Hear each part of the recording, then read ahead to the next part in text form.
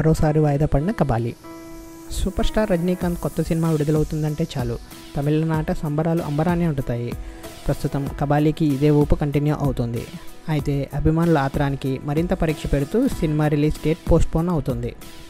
తొలుత June నెలాఖరులో cinema release చేయాలని భావించిన కబాలీ టీం జూలై 2వ వారానికి పోస్ట్పోన్ చేసింది. ఇప్పుడు జూలైలోనూ ఈ సినిమా విడుదలవ్వటం కష్టమేనని తెలుస్తుంది.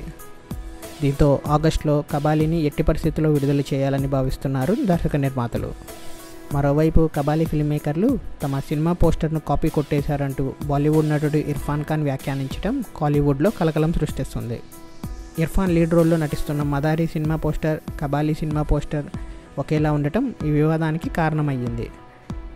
అయితే కబాలీ ఫిల్మ్ మేకర్లు ఈ అంశంపై క్లారిటీ ఇచ్చేశారు. ఇర్ఫాన్ పేర్కొన్న కబాలీ పోస్టర్ ఫ్యాన్ మేడ్ అని స్పష్టం చేశారు. తన ప్రొడక్షన్ హౌస్ విడుదల చేసిన పోస్టర్స్లో అలాంటిది లేదని వివరించారు.